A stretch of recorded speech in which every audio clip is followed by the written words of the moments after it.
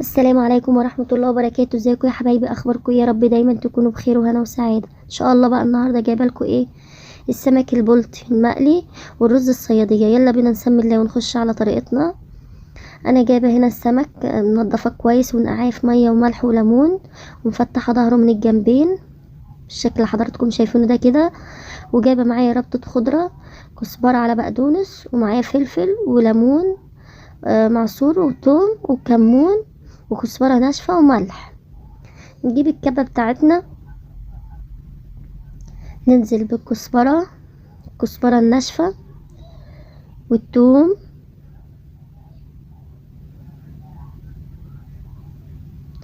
ننزل بالثوم بتاعنا والفلفل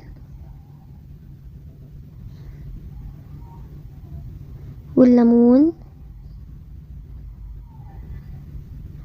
والكزبره بتاعتنا الناشفه والكمون والملح.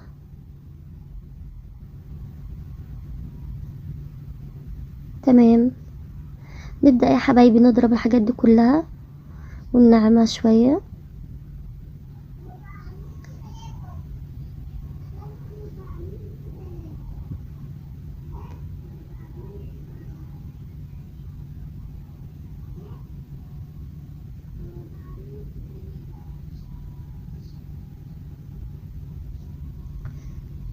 تمام، تمام كده ضربناها حلوة اهيت. نبدأ بقى نجيب السمك بتاعنا ما شاء الله اهي.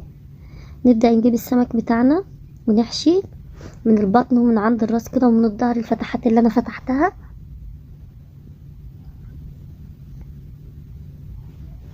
تمام، لما بتحطي في الظهرية الفتحات اللي في الظهرية ديت بالدقة دي بتوصل للحم بتاع السمكة، بتملحه بتبقى حلوة. هنا بقى انا جبت كوباية دقيق ومعاهم معلقة كمون ومعلقة كزبرة خضرا ومعلقة بابريكا وعملت عفرت السمك بيهم، وبدأت ان انا اجيب الزيت بتاعي اسيبه لحد ما يسخن خالص. نجيب السمك. تمام، طبعا الزيت بتاعنا سخن معانا كويس، لان لو حطينا الزيت حتى لو بارد سنه السمكه هتشرب زيت. تمام، ده كده بعد ما قلينا السمكه ما شاء الله. نجهز الطبق بتاعي، ننزل بالسمك فيه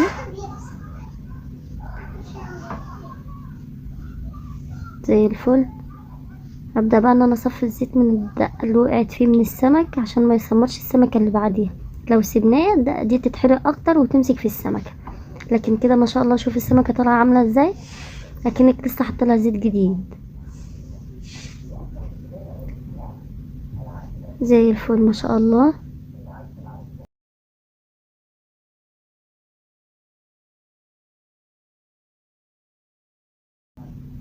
هنا بقى جبت حلة عندي عشان اعمل الرز، نزلت بالزيت فيه، وكنت بشرب بصلة متقطعة ناعمة اهيت.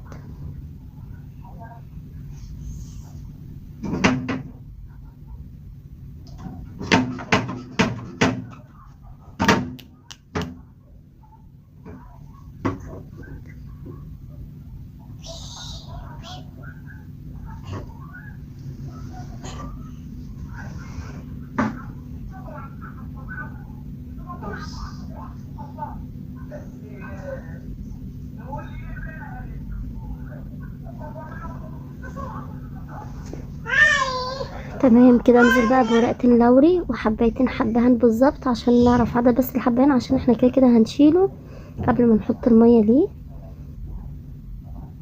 احنا عايزينه بس ياخد النكهة، البصل الرز بتاعنا ياخد نكهة الحبهان والورق اللوري، بعد كده هنشيلهم ان شاء الله. تمام كده البصلة بتاعتنا اهيت، انا بحبها اللون ده كده. هبدأ اشيل الحبهان الاول بالطريقة دي كده.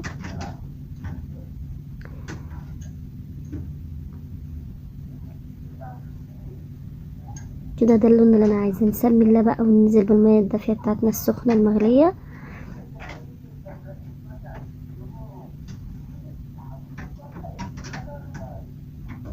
انا بحب البصلة بتاعتي تبقى غامقة كده عشان تديني لون الرز حلو، لكن الفتحة بتفتح الرز معاكي، لكن انا كده تمام، بحبها اللون ده. هبدأ انزل بمعلقة كمون ونص معلقة فلفل اسمر وحبة كركم، معلقة كركم برضه او ربع معلقة كركم، ونص معلقة كزبرة والملح بتاعنا.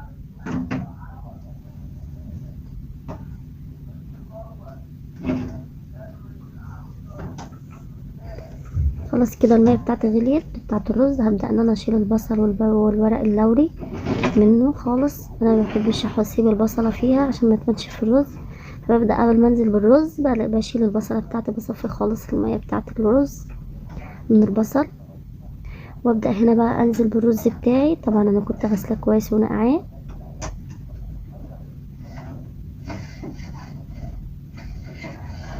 اهو تمام.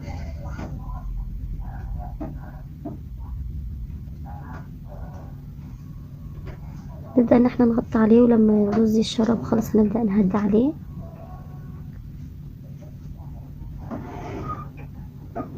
هنا بقى انا كان فايض عندي حتة دقة من بتاعة السمك، حطيتها للرز بحيث ان هي تديها يعني نفس حلو. تمام كده الرز بتاعنا بعد ما شربه ما شاء الله، بسم الله ما شاء الله. نبدأ ان احنا نهدي عليه النار خالص بس. وبكده خلصنا يا حبايبي الفيديو بتاعنا، وادي النهاية بتاعة الفيديو. يا رب الفيديو بتاعي يعجبكم، ويا ريت لو عجبكم تشتركوا لي في القناة وتعملوا لي لايك. والسلام عليكم ورحمة الله وبركاته. باي باي يا حبايبي.